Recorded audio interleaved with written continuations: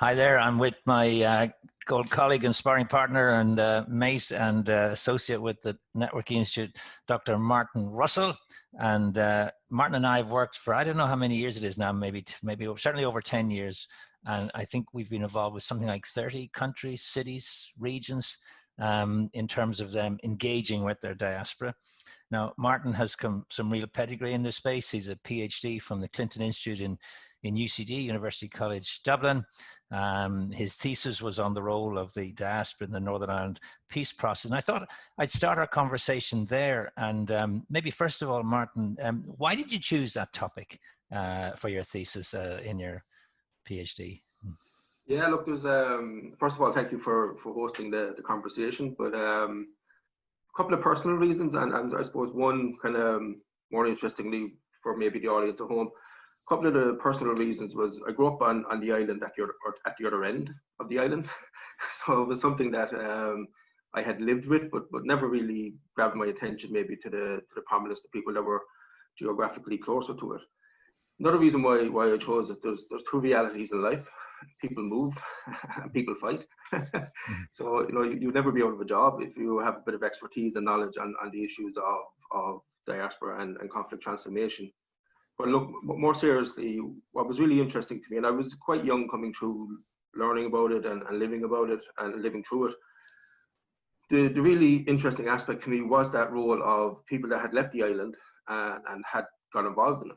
And particularly that shift towards something a bit more progressive, probably a bit more courageous. And I suppose, how did that shift come about in terms of being a bit more, how would I say, a bit more responsible in their activities around the conflict? I think you have to be very conscious of the fact that when you talk about diasporas in conflict transformation, they can play a very detrimental role as well as a very positive role. So I had seen that kind of bubble up. I always had a fascination as well. When I say the role of the Irish diaspora in the peace process as the PhD, a lot of it was focused on the Irish American diaspora particularly. I was conscious that we had a wider diaspora, but from what I was reading from afar, that was where most of the interest came from. Another part of it, to kind of stop at this point, is a little bit of luck. I'm very proud to say that the first time I went to college, I dropped out. So when I went back to college, I actually went back to college to be a mathematician, believe it or not. And I met an incredible professor at UCC, a professor of history, who began to really kind of energize in me a fascination with US foreign policy. So that was my lens into it. I did a bit of a small undergraduate project on that. He was very kind enough to link me in and recommend me to Professor Liam Kennedy at the Clinton Institute at University College Dublin. And just to stop there for a moment, I think, that little bit of luck and listening to people that are probably a little bit more experienced, a little bit more wiser, and can see things in you that maybe you can't see yourself is really interesting. So, when people, I've been lucky enough to sit down with people that are doing their PhDs or maybe thinking about doing their PhDs, and the first thing I say to them is, pick the right supervisor. The topic will come, the topic will change. My entry point to that debate around the diaspora and the peace process was actually through collective memory. I was really interested in collective memory and how that had a role and impact on how communities and people began to engage back. But, the supervisor for my PhD, Professor Kennedy, he was the nuts and bolts of the PhD in many ways. He could see things that I couldn't see. So it was just about being a bit more mature to listen to them and bring it through. So a bit of personal interest, a bit of professional interest, but more so a fascination about the story itself. I think that always helps. And what did you find out? Golden question. I still don't know. Look, I think, as I said, I came towards it around collective memory. And when I came out of the end journey of the PhD, the topic was fundamentally different. And I think that's a lesson for a lot of young people that are maybe looking at their PhDs or academic careers at the moment. So where I ended up focusing and what I found out was, a couple of key topics and key, I wouldn't say trends, but, key thematics to keep in mind. A small group of very important, influential people can do a lot of good. I think within the Northern Ireland peace process, what you saw was really clusters of really committed, sometimes creative, definitely courageous, but real key influencers and community gatekeepers. and they come from across the landscape of your community abroad. You have people that were working with diaspora media. I think a lot of attention over the last couple of weeks, given where we are. Not enough attention is given to diaspora media and how that plays out. So that was one area that I looked at.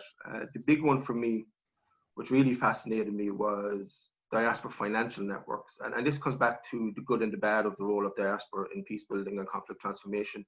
But within that, I was a big believer, and I think my old professor and people who have read the PhD would say that the freshest research was in the area of diaspora philanthropy. I think philanthropy can the line that sticks with me, and it always has, and it's a beautiful line. I won't tell you who taught me, but they said private philanthropy is private. It can go to places government do not or cannot or do not want to go. And I think that's really special when you talk about conflict transformation. And yeah, sorry, Martin, but yep. When we look at the history of philanthropy towards Ireland, the one name is outstanding, which is Chuck Feeney. It was, he gave something like 2 billion to Ireland, but that was used in a very leveraged sense, and that unlocked all sorts of other funds, went into lots of areas, particularly the area of education. So how important was that? It's critically important, and the person who gave me that quote was heavily involved with Chuck's work, and helped to guide some of Chuck's work, and one of the things that when you talk about the word leverage, and how they leverage it, not just to bring government inside, a lot of philanthropy at the end is about change, but it has a political dimension to what we're trying to achieve, particularly around conflict transformation as well.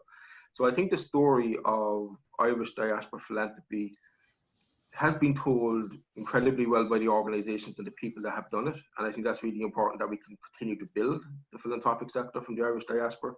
But I think from a critical lens and a more academic lens, that story is waiting to be told. Yeah. And told in a way that, is accessible to people. We can talk about the kind of positives and negatives. I'm an optimist at heart, but a pragmatic optimist in many ways. Sounds like a pessimist. Yeah. So the really interesting piece of it to me is that sometimes when we write academically or when we speak academically, we leave a lot of people outside. And I think we need to kind of open those doors and break down those barriers. So the quick answer to your question is it was incredibly important. The way I positioned it in my research was that I saw it as almost one part of a three-pronged approach, where when you look at the role of diaspora media, for example, those questions of who's owning the narrative, who's shaping the narrative, who's curating it, is critically important in the mass engagement as well, in terms of keeping your community on side. And again, you need a bit of luck and timing in all of this. When people ask me, when do you see this kind of turning for the positive in the Irish diaspora story in the peace process? It's probably early to mid 80s, and I don't think it was any accident that we had emigration from Ireland in the 80s to the US. Yeah, true. Yeah. I think, what you saw there was people going over with a very lived reality of the conflict, and maybe countering some of the more historical romanticized notion of what was happening in Ireland at the time, on both sides. This is not just Catholic or Protestant, but on both sides. So, once you have that shift around that story and narrative, I think the philanthropic piece is often the bridge where, you can go from the mass engagement to the really tailored micro engagement. And that was the final chapter of the PhD on diaspora politics and how all that kind of played into the role of advocacy and the role of President Clinton and all that kind of stuff. So I'd see it as one of three, but it's the key kind of unlocking of what can be done. So, you and I have worked in a lot of conflict areas, particularly the Balkans, subsequently. What are the lessons that you learned in that whole process that may apply to some other countries? And, we've been involved in everything from Sri Lanka to African countries to the Balkans, as I say, where conflict and reconciliation are big issues. What have you taken from this and you can apply? Yeah, look, the first point I kind of spoken to already in terms of the three-pillared approach. I think you need to be creative in what you're doing. And I think you need to know as well, who's good at what and why they're good at it, and kind of have enough faith in them to do that piece for you. You can't be a jack of all trades when it comes to peace building. You need to know what you're good at. I think the kind of the hidden elephant in the room, and I don't know if you remember this, but the first time we spoke, we actually had a kind of an argument about this. Wasn't the last one? Yeah. It happens quite regularly. So No, genuinely, it was a similar type question that you asked me in terms of, is there a model that we can bring and put it to use in other countries? And at the time, I was a little bit nervous about that. Maybe as a young researcher, I wanted to know more myself, before I answer that question. But I think there is, beyond the 3-part piece that I talk about, I think you just need incredible levels of patience. When people talk about a Good Friday Agreement in 1998, that was decades in the making. I think you need people that will be, to use kind of business parlance, your almost lost leader mindset. I think diplomacy and statecraft is really important in all this. One of my big heroes throughout the research is obviously John Hume. And I think John Hume said something really interesting about the role of diasporas in conflict more generally. I don't think he was pointing it to that topic, but I think it was part of it. And he said, when you kind of boil down any conflict, it's about difference, and difference is an accident of birth. And I think when you look at people that have emigrated from your country, that are at maybe a certain stage of their life where they're looking to do something creative in terms of peace building, there's those avenues of diaspora media, philanthropy, and politics give them all a buy-in point that they can get involved in. So look, from my experience, and not just the Balkans, I got involved in Iraq, got involved in Libya, got involved in other areas. The human endeavors of this are pretty similar. Now, every conflict is different, right? Let's put it out there. We're not being naive here. Every conflict has its different histories, has its different bases, but when you look at the role of diasporas in peace building, there's something to be said. And there's been great research on this. There's people out there that have written more than I have on that. So we can happily kind of point people to that. So I think it's about, that bit of patience, that 3-pillared approach, and having people that, coming back to the likes of Hume or whatever, one of the greatest kind of moments of internal diplomacy, if you will, I think in the Northern Ireland story, was when Gerry Adams visited the US and Hume gave him the limelight. Because the bigger win was to have him over there, just let people know, so Hume's voice would get out a bit more creatively and be a bit more impactful. So I think people that see that piece of it as well, and it's almost like the chessboard, keep them moving. Yeah. Yeah. I mean, mostly positive, the impact, but sometimes diasporas have negative impacts, don't they? Yeah. Look, I mean, in many ways, when I was writing the PhD, I was a student of history. No matter what way you look at it, because when you look at the role of the Irish diaspora in the peace process, the first question we have to look at is what's the role in the conflict. Yeah. And look, it was great in many ways, and I was lucky enough to have great people at NYU to help me. There was an archive of Irish America being developed there at the time. We had some incredible people in the National Library in Ireland. I spent months in archives looking at, when I talk about diaspora media, for example, it's different now, right? Because when I was looking at the time there, was mainly print journalism, So when you look at the publications coming out of the Irish American community, there was one in particular, that every week without fail, page 9 was a campaign for humanitarian relief of political prisoners. We all know where that money's going, where that money went now, so they can have a very detrimental impact on conflict and peace building. And that's the patience piece, and the people piece. I think you can't teach this in people, and this is a wider point around probably leadership and courage and leadership. You need to have a radar for these people, and you need to really figure out who's going to do more harm than good, and there will be a time when, you can strategically give them the floor, but there have to be bigger wins at play. So look, I think it would be naive to say that everything is rosy in terms of diasporas and peace building and conflict. But I think, a key step, I haven't mentioned it earlier, but, I think one of the most beautiful moments in the Northern Irish story is when the engagement of the diaspora became depoliticized. I think when that happens, you're onto something. Explain what you mean by that. People have affinities and belongings, whether they're religious, political, cultural, tribal, or whatever it is, that, often tend to shape where they want to go in terms of their diaspora journey or engagement back home, particularly in conflict. So I think the moment where the end game becomes peace and holistic peace in the sense of inclusive for everybody, I think that's the magic moment. Now, the Irish diaspora story in that, that took 30 years. You know, some would argue it took centuries to get to that point, you know, but in terms of my own work in the PhD, my entry point was obviously around the civil rights movements of the mid-60s, so I can only speak to that piece of it. So, you know, it's something that I've tried to do, and there will be bumps on the road. Look, I can tell you a story about being involved in Iraq where, you know, it was slow progress, but there was progress, you know, and I think this comes back to the fact as well of, you know, a lot of the work that's been done in that part of the world and different parts of the world affected by conflict are being run by international agencies and organizations that do incredibly courageous work, but, you know, their culture of work and being held accountable to project deliverables and project funding, you know, it's kind of counterintuitive to the longevity of peace building in many ways.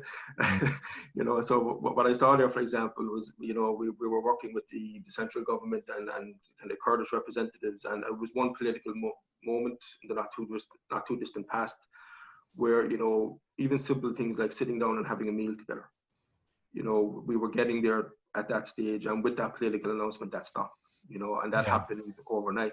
You know, a lot of people can get downbeat by that. You know, I think we have to realize that that's part of the journey. You know, so that's, you know, I think that's the key part of it. We've kind of gone off track in terms of the detrimental role of that. But actually, you know, the work you and I did in Libya just some weeks ago, we had to do it in Tunisia.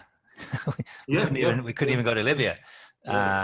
So with a wider lens, then, you know, park your Irish experience and the Northern Irish experience, but with a wider lens, I mean, you must have seen just since you've qualified in your sort of tender years, just an explosion of interest in this whole topic. So what's driven that? I always think that technology, communications, all that kind of stuff are drivers, but what are the drivers of putting diaspora kind of much more front and center? It's not still there yet, but it's certainly getting a lot more prominence. And there's an interesting clash of vocabulary between migration and diaspora. What are your thoughts on that? Yeah, look, I mean, I think you're touching on something really important. Let's be open and frank and say something that will hopefully encourage people working in the topic of diaspora or looking to work in the topic of diaspora. The interest in this topic is going to explode. It has exploded over the last 2 or 3 years, but it's going to go multiple times on that again. You know, you just have to look at events. We'll come to it maybe in a minute, but just look at events in the US over the last couple of weeks. You know, when you look at the pandemic, it's shining a light on why diaspora will be more important than ever. And let's say this clearly at the beginning. First, number one reason is money. Right? I think it's important that people are upfront about that. You know, when you look at why governments want to do this, traditionally it's economic development. Now, we have to be very careful of the fact that the culture of success in diaspora engagement is fair to middling, let's just say, right? And I think that's part of the reason why people jump to the money too quickly. I'm a big believer. I'm trying to think about how best to shape this. And I did a podcast with the UN, the UN Agency for Migration, the International Organization for Migration, towards the end of last year. And I don't think the argument has changed that much. You know, and I'll come back to the distinction between migration and diaspora at the minute, because I think we may be sleepwalking into a mistake here. So I want to come back to that in a minute in more detail. You know, the hard reality is that diaspora studies as an academic discipline or an applied academic discipline is not setting the world alight. Right? And part of that is not for a lack of talent, it's probably for a lack of investment and differentiating diaspora engagement as a standalone sector of itself. So the argument that I was making in the podcast is that diaspora engagement is not a sector yet. You know, I got a brilliant phone call from a young kid in Canada about 2 weeks ago when he asked me, look, I just finished my master's. I've fallen in love with the topic of diaspora engagement. You know, where can I go get a job in this? You know, where can I go build a life in this? And I said, you're asking the wrong guy, you know, in many ways. So but there's a message and lesson in that, you know. I think we need to understand that there's very few places at an elite level that you can go and study and learn on diaspora engagement. I think it's very difficult to sit down with anybody that's young, talented. You mentioned my tender years, you know, I'm not that tender. You know, it's difficult to sit down with that young kid a couple of weeks ago and say, look, this is your career trajectory. You know, some people don't have the entrepreneurial backbone or heartbeat that they want to go out and take that risk of trying to create something on their own. Some do. You know, for those that don't, you can't chart that out for them, you know. And I think at the root of that is that distinction between migration and diaspora. Diaspora engagement has always been seen as a kind of added on piece of the migration and development portfolio. And I think that greatly undervalues diaspora. right? And this is something that may be tough to say, but may need to be heard. You know, over the last 2 months, 3 months, you and I have had many conversations, and you have done kind of some great webinars and conversations and thought pieces on it. You know, I've been asked to speak at a couple of events and gigs, and I purposely said no because I wanted to listen. I wanted to listen to the sector and see where it is. And this is the first time I'm going to use my voice in this conversation, and there'll be more to follow on it.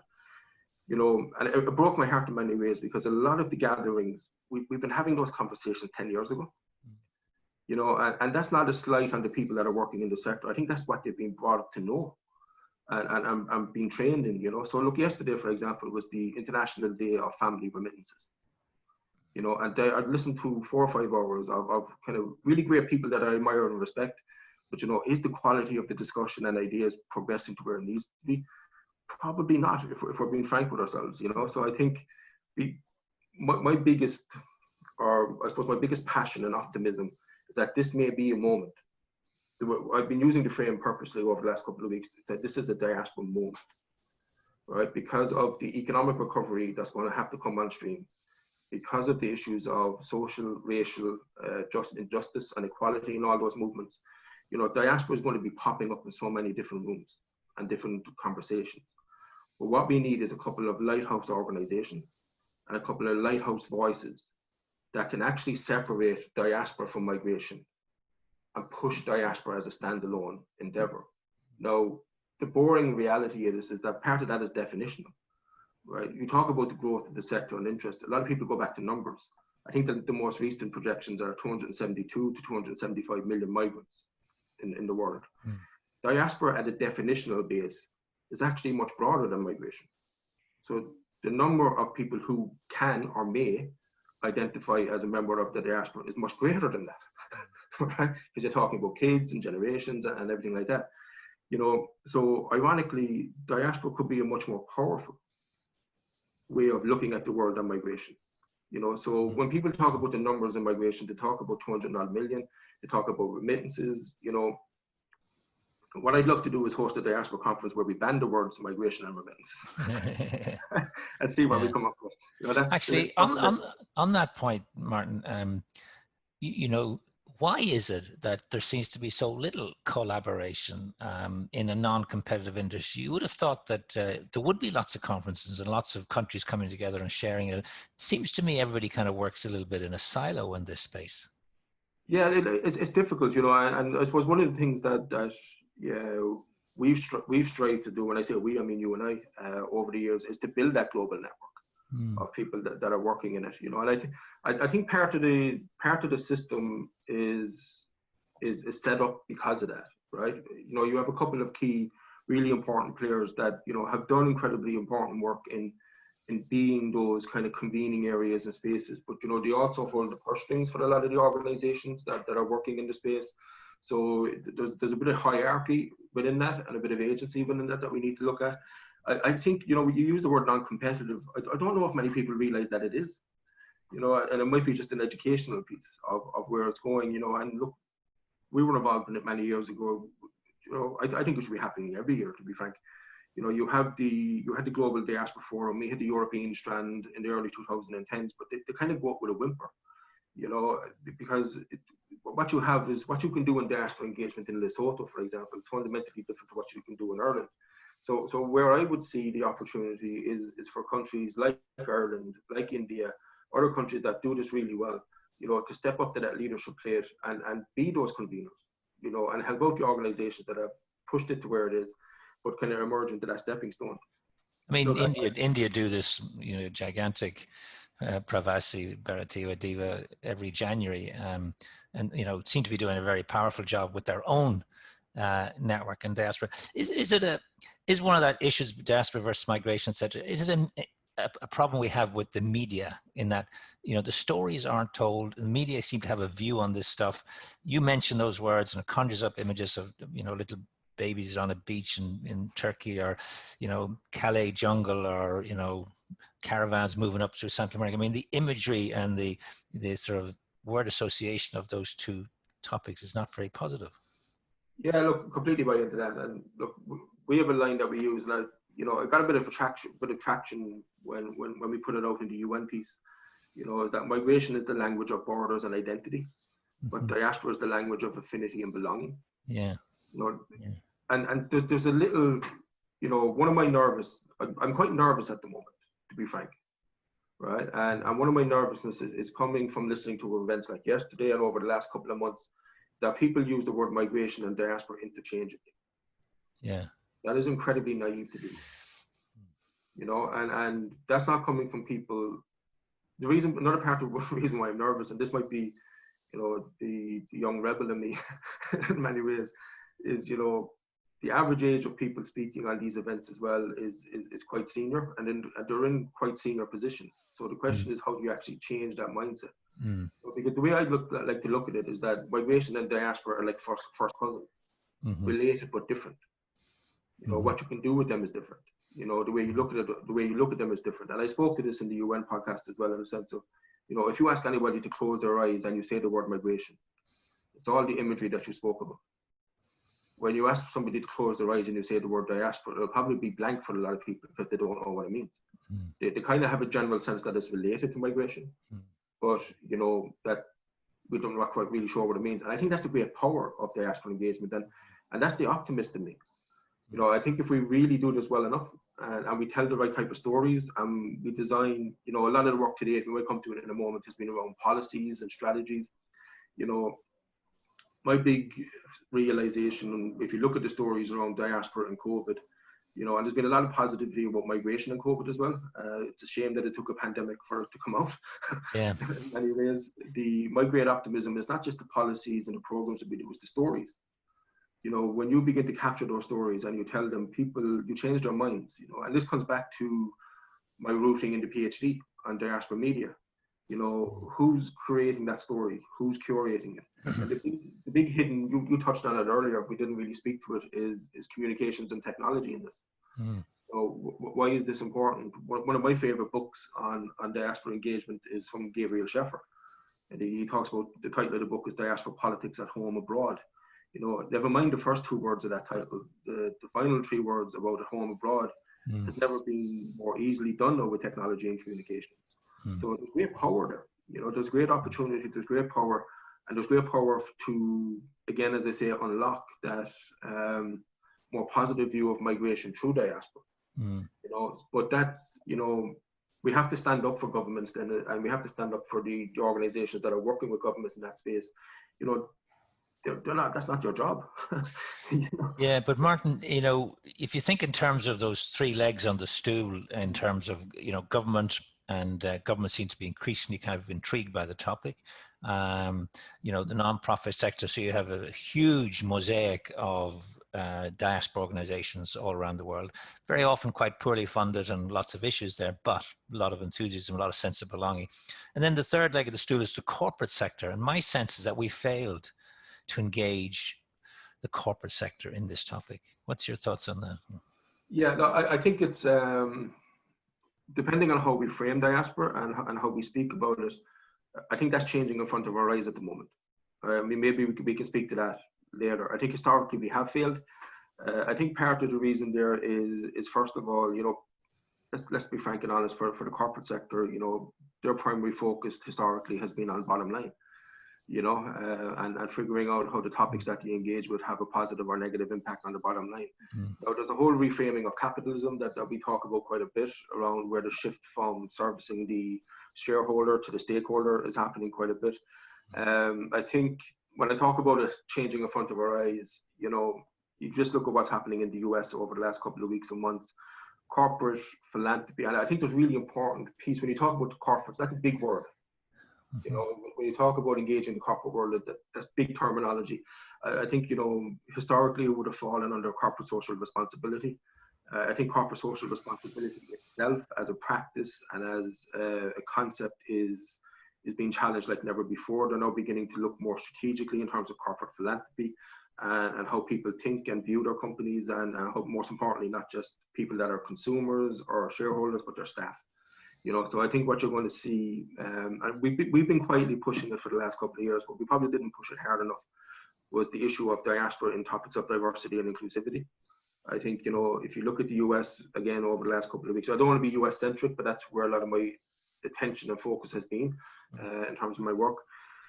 You know, I was joking with a friend of mine who runs, he's involved with he's involved with a foundation recently, and I said, it's almost like a poker table at the moment for corporates in America, and it's 100 million buy-in, you know, on racial inequality. If you look at Walmart, if you look at Bank of America, if you look at YouTube last week, you know, they're all coming up with the magic number of 100 million on diversity, racial equality. I think there's a hidden message in all this. I think the hidden message is that the money is always there. I don't think it's an issue of finding money in that piece of engaging the corporates. I think it's how we framed it to them. So I think talent, diversity, equality will be the themes of the day, given where we are. But I think there's something bigger happening. Now, I want to be clear and honest about this. You know, I'll speak to myself. I know from your experience, you might want to speak in terms of where you come from. But look, I have quite a blended background, you know, in the sense of being able to wear the academic hat, being able to wear the business hat, being able to wear the corporate hat. And I think a lot of the organizations that have been trying to bed these topics into the corporate world may not have that blended experience at the level that is needed. And when I say the level that is needed, I'm not talking about the individuals, it's probably at the level of the organization that is needed to get it in. You know, I'll give you a small example. I was involved in one initiative where I helped put a board together, you know, and we purposely targeted the private sector, get that board in, you know, and they were speaking different languages. Yeah. You know, it was something that I saw within the first board meeting. I just said to myself, this is going to be a slog. So I think that's piece of it as well. What I would say to international organizations or people that are trying to position this within corporates, you know, the hard reality of where we are at the moment is that job losses are coming. You know, whether you want to admit that or not, or hide behind the curtain, that's a reality. I think sizable job losses are coming, so the pool of talent will never be greater. You know, so if you are in a position to, you know, have a bit of resources as an organization to look internally at the people that are in and around your organization and what skills you need to add to that, this could be the perfect time to do it. You know? Yeah, interesting. Edelman, you know, the world's largest communications company in the world, did some research during the last few months globally, and came out very strongly that the sense that consumers are watching carefully what the corporate world are doing during this crisis, and will, according to this research, reflect this in their consumption patterns in the future. In other words, they will penalize those organizations they sense were not doing the right thing during the COVID crisis. And I was reading this week about IKEA making an announcement that they're going to give back all the government money that they got in all these different countries, because home improvement shops are soaring. Everybody's rejigging their homes, etc. So maybe there is this shift going on in, you mentioned capitalism 2.0, the shareholders, the stakeholder, and all that. That's all got to be good for the whole space of diaspora engagement, don't you think? Completely agree. But I think it's good if we can speak to it. Yeah. To be frank, you know, you look, and I genuinely mean that we have our own discourse in this world. Yeah. In this migration and diaspora world, you know, I jokingly say this to a lot of people that I go to when I go to conferences or forums: is, let's play a game of migration bingo. I mean, list down words, you know. So you'll hear remittances, you'll hear stakeholders, you'll hear it, you know.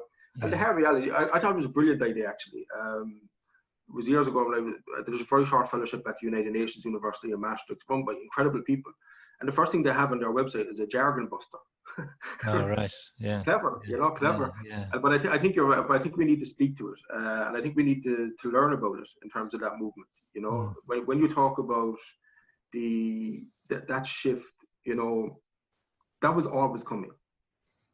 It took a pandemic to expedite it. And I think one of the key pieces to look on this is the whole intergenerational dynamic of it. The transfer of wealth. Not just the transfer of wealth. I think the intergenerational transfer and difference of motivations. They're a different beast, you know. And I say this to somebody that depending on who you listen to and definitions of youth, have just broken out of the youth characteristics. You know, but I say that as somebody that has taught these kids coming through at universities, you know, and that's a big question for universities coming through. You know, what skills are they teaching these people to come through with? You know, because what they will demand is fundamentally different to what these courses were designed 10, 15 years ago. So that's where my optimism is based. You know, I genuinely see the next generation coming through. A very small snippet of it. You know, a young 22-year-old kid playing for Manchester United yesterday made the British government change their mind. Yeah, Rashford. Yeah, Marcus Rashford. You know, yeah. so there's a lot of hope for optimism here. But I think, look, to answer your question directly, all those issues of putting trust and look, all the trends point that way, and particularly around, you know, giving and impact investing and the rise of the B Corps, you know, everything is moving towards that the migration and diaspora world can play a very active role in. But the first step in that is to truly understand those shifts and those trends, and have people at a decision-making level within the key players of the sector being courageous enough to put their head above the kind of pulpit for a moment and say, look, this is where we need to be going as an organization. You know? You and I have worked with a lot of countries over the last few years, and they pretty much ask the same questions. For example, you know, they'd say, what's the role of government? Very often these organizations we're talking to are government, you know, and they ask that question. And, you know, I come from the kind of school of, you know, it varies, facilitator or implementer. And if the market doesn't deliver something, then, you know, the government have to intervene and make something happen. But, you know, basically I was always more in favor of just creating the enabling conditions to allow, you know, the thousand flowers bloom. Some will fail, some will succeed, and, you know, all that kind of stuff. Where do you fall on that when you're giving advice to countries? Yeah, I think you raise a bigger point that needs to be said for people. You know, when you talk about diaspora engagement, what's your entry point? Right? Is your entry point from the work of government, from the work of a civil society organization, from a company? Because everything we talked about, once you determine the entry point, the process of engagement and hopefully scaling that engagement will be different. So when you talk about the entry point being around the role of government, I would tend to agree that the key area is around the enabling environment and the facilitator.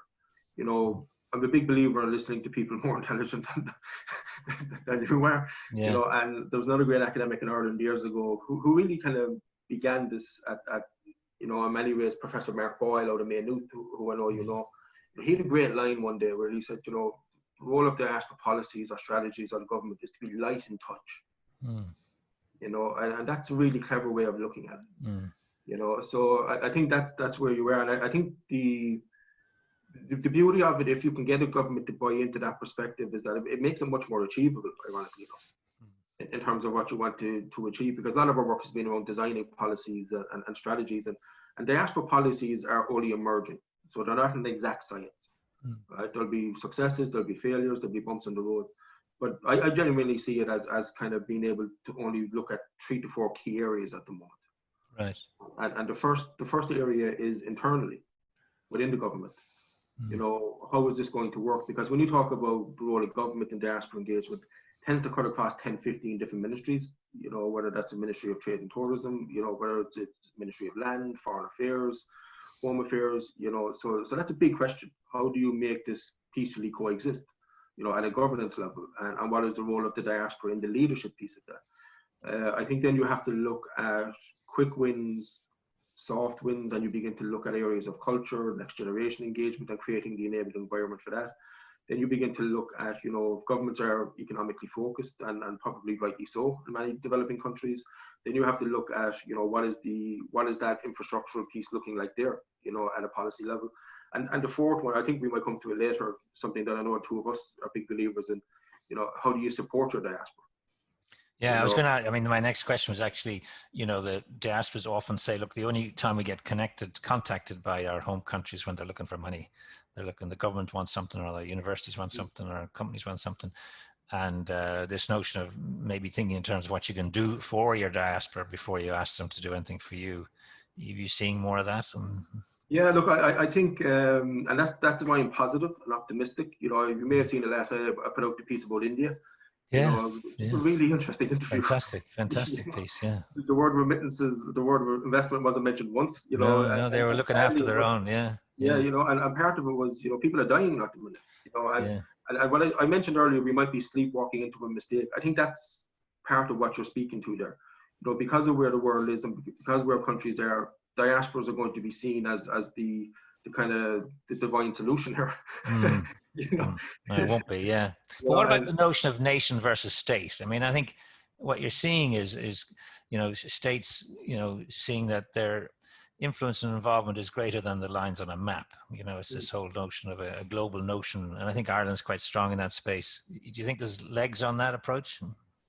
I think there's legs in it if there's high level political buy-in, and part of it is that, look, governments are short-term beasts. I always advocate when I try to work with people writing policies or writing research to take an inclusive definition to your diaspora.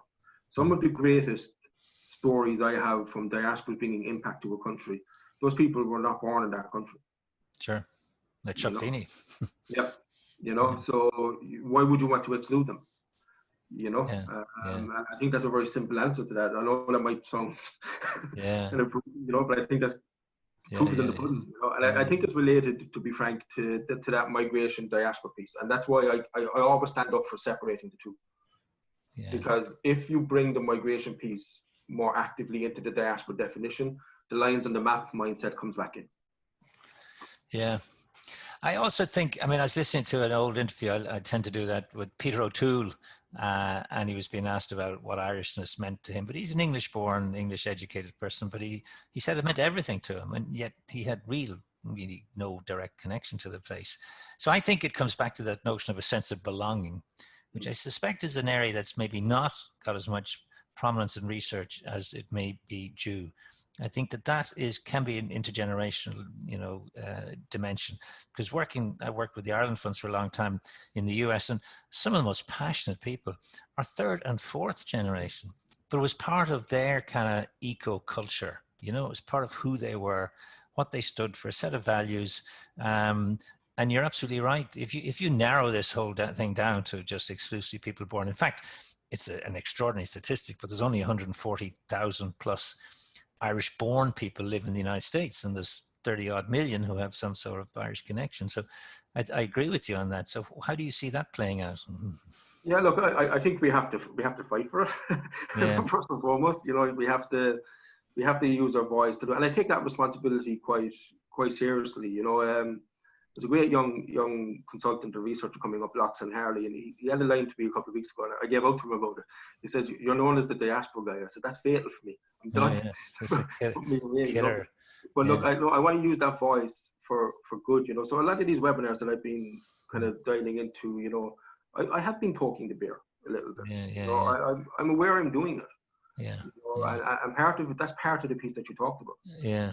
And I think part of it as well is to have got, again, this comes back to your entry point. If you're talking about a government policy or strategy to engage, and there are different documents, we can come to that in a moment. Let's take the Irish example, because it's what's closest to our hearts. The Irish in America and Irish Americans, whilst engaged under the banner of diaspora, are different communities. Yeah, totally. Yeah. And it's something that is keeping, particularly in a post 9/11 world, it's something that's keeping the Irish government awake at night. Yeah, yeah. Right, because that community is shifting in front of our eyes. The composition of the people that can get into America now post 9/11 is fundamentally different to people that went in the 80s. That I spent a lot of my time researching, to be frank. So I think that's where, you have to, if you buy into it, I think we have to separate the two. We can always have them as related, as I say, migration and diaspora, but we have to back it on its own. If we don't back it on its own, we're going to be sitting here in 10 years, 15 years time, having the same conversation. So that's my passion at the moment. So how do I see it playing out? When we do a lot of the trainings and the capacity building workshop, it was a bit of an eye opener to me. I didn't realize it till we did it, if that makes sense. That, the issue of definition of your diaspora is critically important, right? It always has been, always will be. So I put together 5 or 6 different definitions, from different countries across Africa, Europe, Balkans, anywhere you want to look at. And to see the variance of those definitions was unbelievable, So some being incredibly restrictive, others to, the best line I heard about this was from an Irish diplomat who will remain nameless. He said, our approach is, if you feel Irish, you are Irish. And I think there's something. I know. Well, I've been coming from the angle that actually, you have diasporas for countries, you have cities, you have regions. I did work with Copenhagen as their diaspora. It's a city. It's not a poor city. It's a successful city, but they're keen to engage with their diaspora. I actually think companies have diasporas. And I think, it's fascinating to watch a company like Microsoft. It's 30% of the people who now joined Microsoft used to work there before. So they are diaspora or alumni, or they call them boomerang employees. They've come back. So, Microsoft have taken that notion of keeping a relationship with these people. The best company in the world in that space is McKinsey, who have 30,000 former McKinsey people, and they keep in close touch with them. They have a whole team of people out of Boston who look after this diaspora, alumni, whatever you want to call them. And guess where they refer business back to, back to McKinsey is very powerful. And then I know you're a sports fanatic, so I think sports teams have diasporas, and it could be the Washington Redskins, the Boston Red Sox, the All Blacks, Munster Rugby, or even Tottenham Hotspur have diasporas, as you well know. And I think that's that. And when you take that kind of open, all-inclusive approach, it's interesting. I want to mention something else, because we've come up against this quite a few times. Is when the diaspora don't trust their home country. And very often diasporas leave out of a sense of grievance, or something's happened and they bear a grievance back to their home country, and they don't trust the government back there. How can this sector evolve in an absence of trust between diaspora and home country? Brilliant question. Firstly, I'll address the Tottenham point. I'm a proud member of the Tottenham diaspora.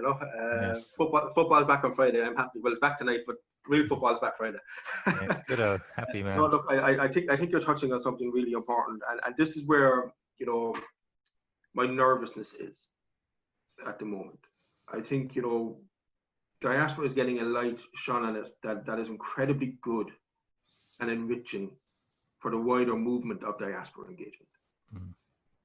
Where I see the challenge is that a lot of the interventions, I've been reading a lot over the last couple of weeks, reading new stuff, and people talk about the danger of presentism in philanthropy. And I think it's important to take that concept and look at it critically in terms of diaspora engagement, because the momentum and the reality, and everybody gets why this should happen. Right? We're not confusing the sentiment here. Diasporas want to help. They always have. They always will. Mm. Right? But are the institutions that are designing these offerings to try to get remittances into investment, that try to get philanthropy into more sustainable development, whatever frame you want to look at it, are they the institutions that people trust? Mm. That's a really big question. And I haven't heard it being asked. Yeah. And that might be, that's not calling anybody out. That's just the reality of what I heard. Mm. So everybody's looking at it in terms of the numbers, and the numbers make sense. They always have. They always will when you look at diaspora engagement, but that piece of trust, so what I like to think about and how I like to crystallize it to answer your question more directly about how can the sector evolve is, who should we be backing? That's the question that I have in the back of my mind. Who should we be backing? Mm.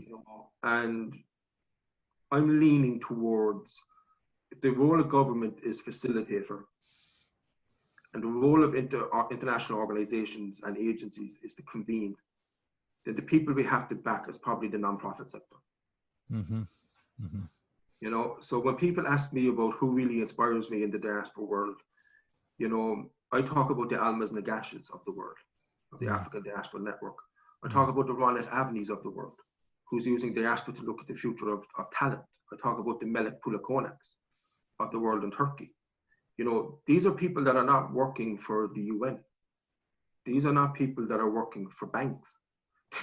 These are not people, you get where I'm going with this. No, I mean, and I totally agree. I mean, somebody once said to me, have you ever seen a statue to a committee?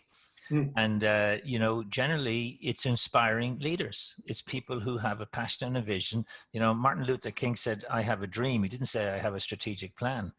So I think that finding these individuals, certainly when I was working with the Ireland Funds, Tony O'Reilly and Dan Rooney were two absolutely inspiring individuals who really went out on a limb at a time when there was, as Miles Nagopolin said, neither popular nor profitable, and set up an organization which started from zero. I mean, I think you've often heard me tell the story. And the first event we held was so unsuccessful that the only reason we had a second event a year later was to pay for the first event.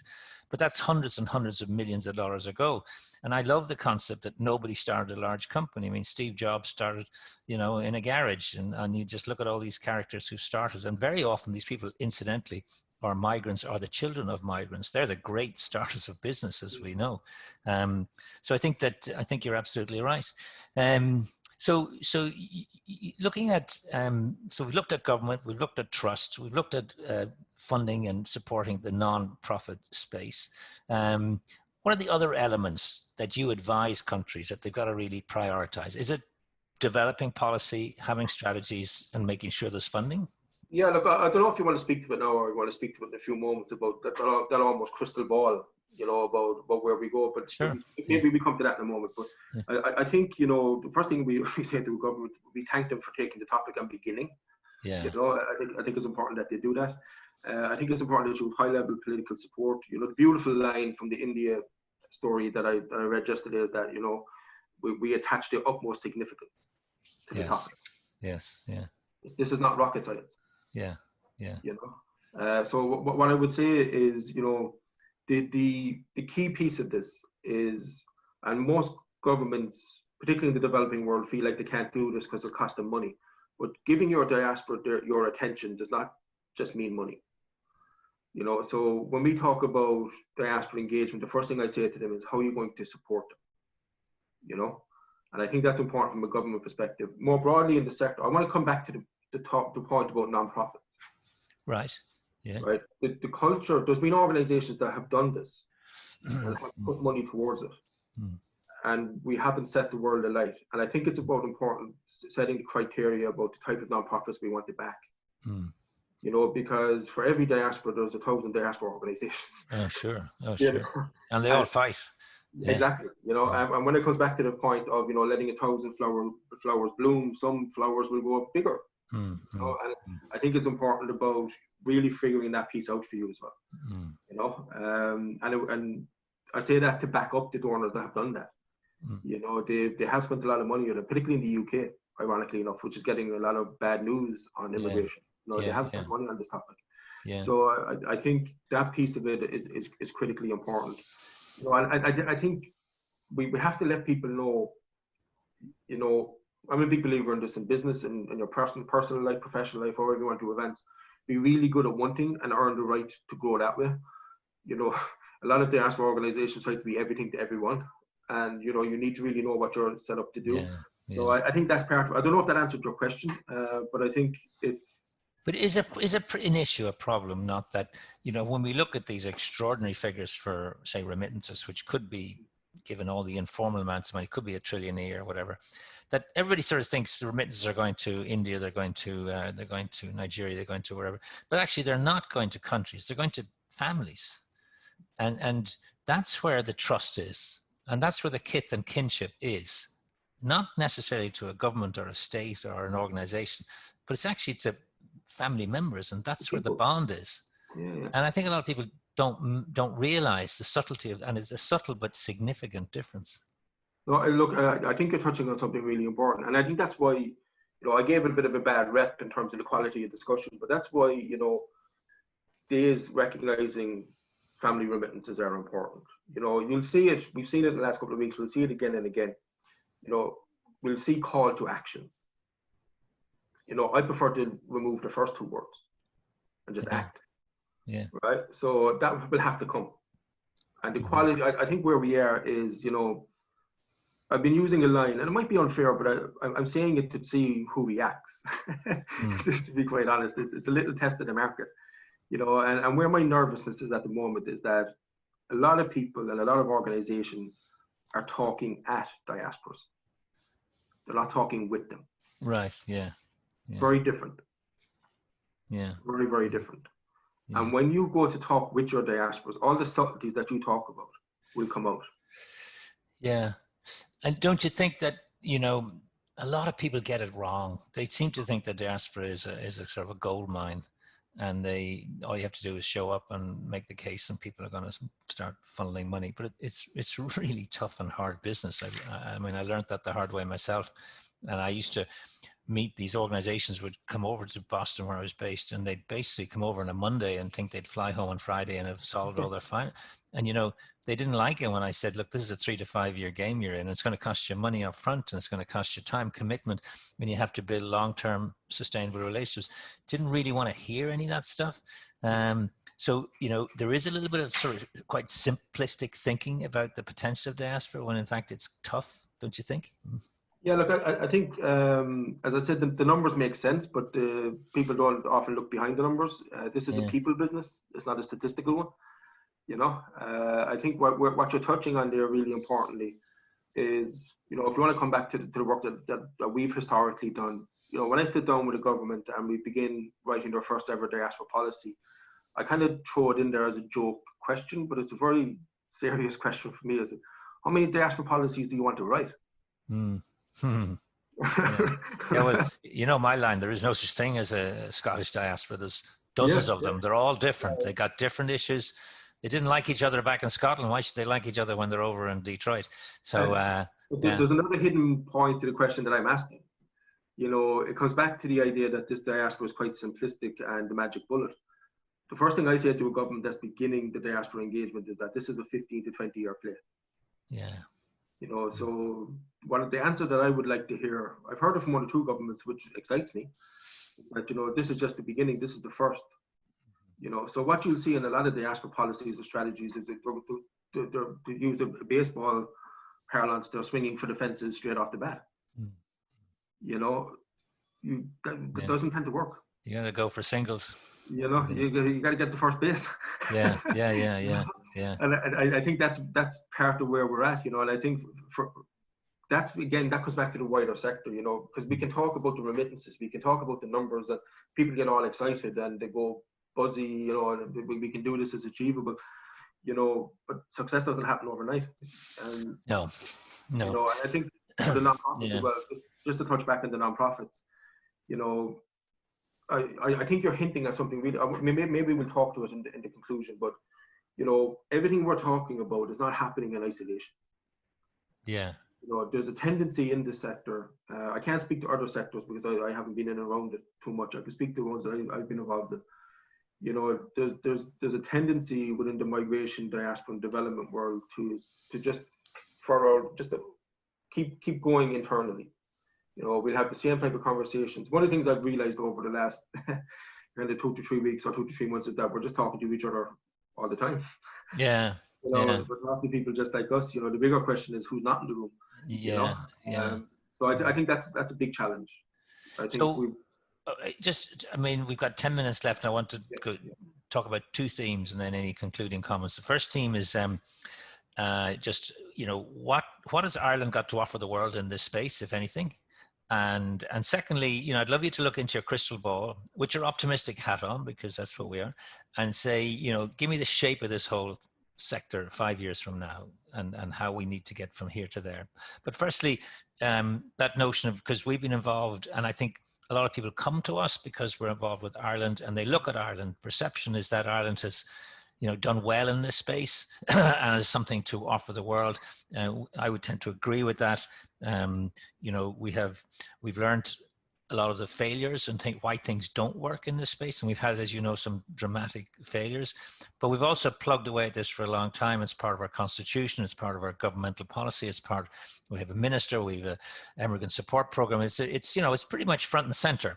I'm sure we could do a better job, but we've done a pretty good job.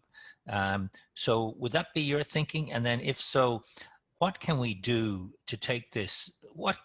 My sense is that this is one of the great offerings Ireland has to the world. So, but maybe that's just me because I'm so close to it. What's your thoughts?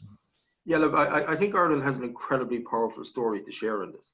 You know, maybe if I begin at the end, if that helps. I think about when you ask the question about what can Ireland kind of bring or offer to the world, we're a very small island.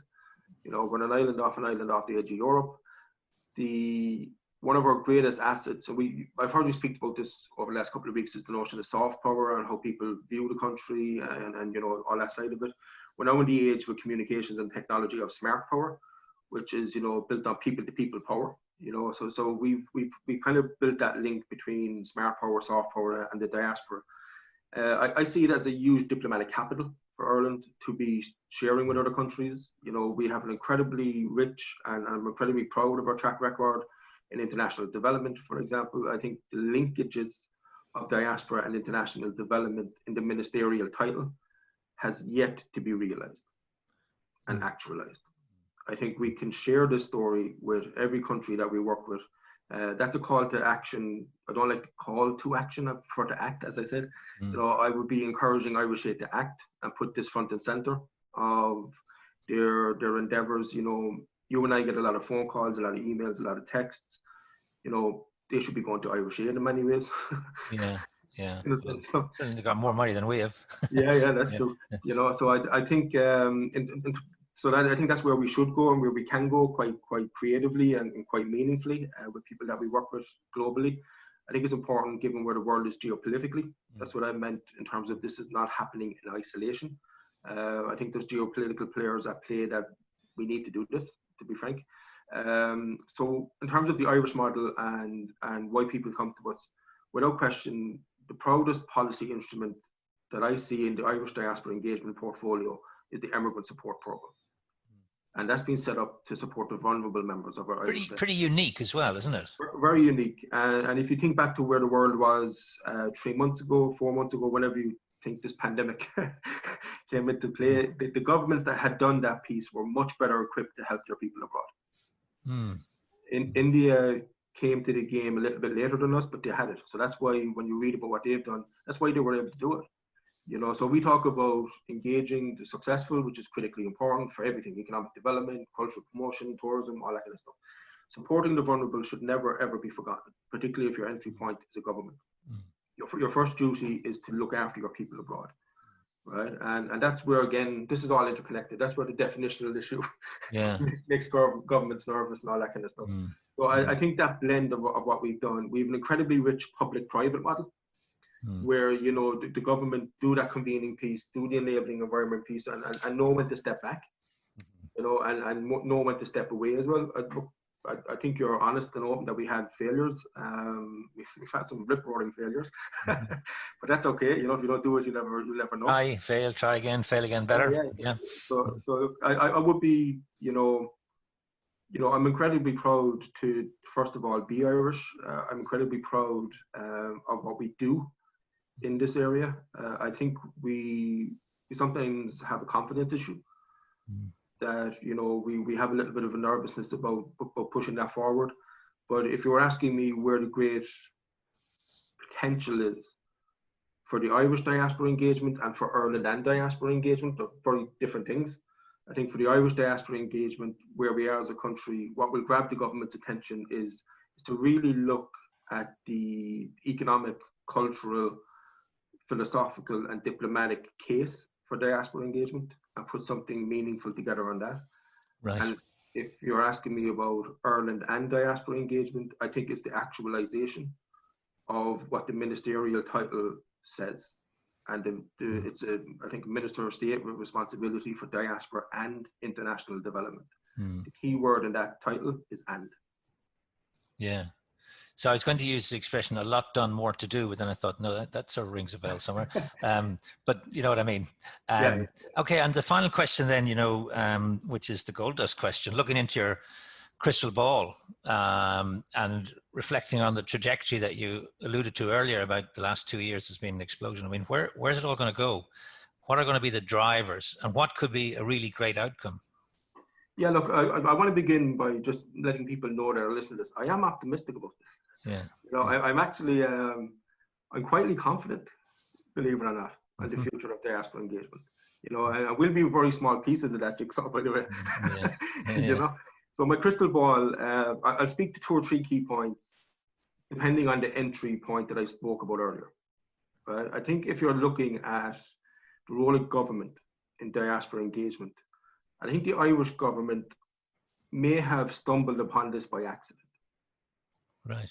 What I see in the future globally are, for want of a better phrase, diaspora houses, Right. where embassies and consulates and everybody that represents the government abroad take diaspora front and center of their portfolios. So you would have heard in the news over the last 24 hours that Ireland is really pushing forward with the idea of Ireland houses, where Enterprise Ireland, IDA, and everybody. Yeah, Tokyo, for example. Yeah, yeah. I think we'll see diaspora houses at a policy level.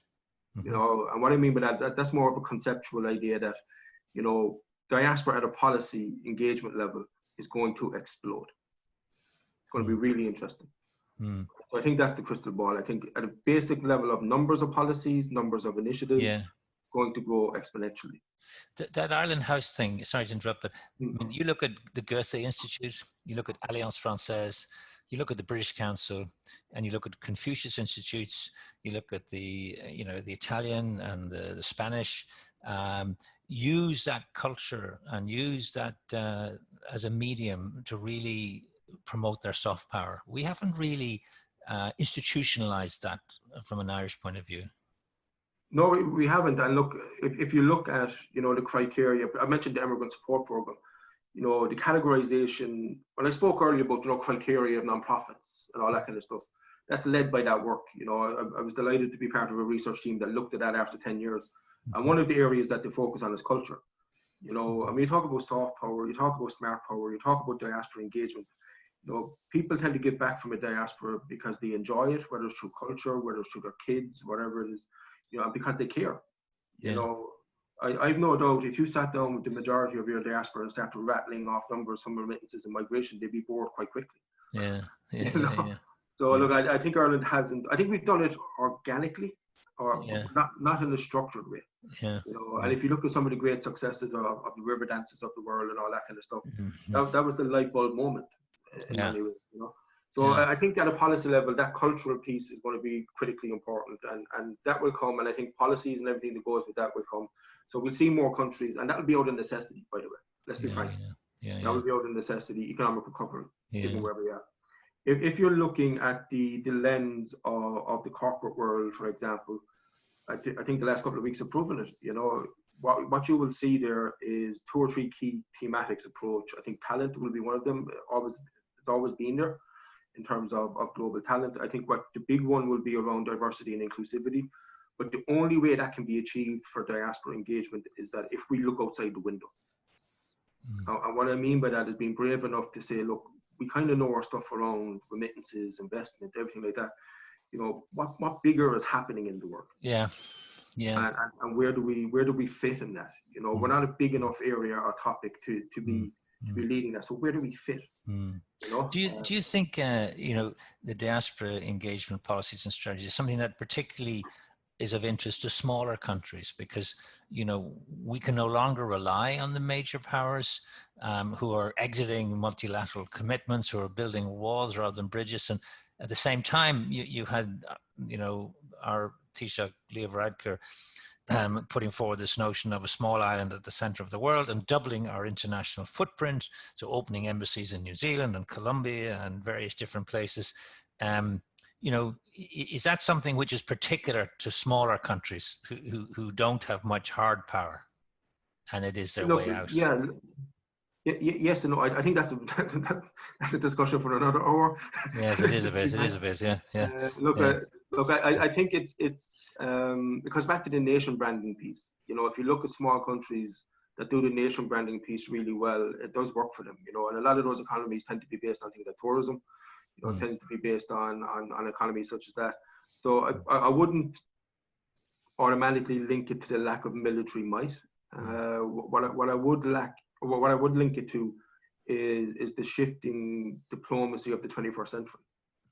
You know, that is evolving and changing. And look, we have an article coming out next year, hopefully, on that, you know. So that would be, you know, I'd be nervous just to link it to the size. I think there is geopolitical pressures, you know, and small countries can be can be agile on it. I think a phrase the way I like to see it is, you know, we haven't mentioned it yet, is that diaspora engagement is low cost foreign policy. Yeah, well, you've always been a great advocate of that approach. I'm conscious of time, but I do think we can be like the bicycle courier in the traffic jam. You know, Ireland can be quite agile and nimble and duck and dive as needs be. Listen, firstly, Martin, thanks very much. That was really fascinating. And secondly, just for our listeners, this is the first in a series, and Martin, you're going to be identifying key players in the diaspora space from around the world, because I think we want to see this as an opportunity to hear who's doing what, where, and where's the best current thinking out there. And you've been engaged with lots of these people, so this is a kickoff, and you're going to hack on from here. Perfect. Look, most importantly, thank you for your time. You do it quietly, but you've shown great leadership over the last couple of weeks and months on the topic. Yes, I thought you were going to say centuries, but there you go. Yeah. We won't say decades, we get insulted. But well, genuinely, look, and I think, you know, I want to finish with a message of, you know, of hope and optimism here. You know, I think what we're seeing with philanthropy, particularly diaspora philanthropy, what we're seeing with corporate philanthropy, what we're seeing at the community level from diaspora engagement is the magic of this stuff. You know, you won't see that sitting behind a desk. No. So when we can get back out, let's get back out. Let's help these communities. Let's help these leaders, and you'll be very surprised where it can take us. Great way to end, and thank you again, Martin. Perfect, buddy. Have a good one. Thank you.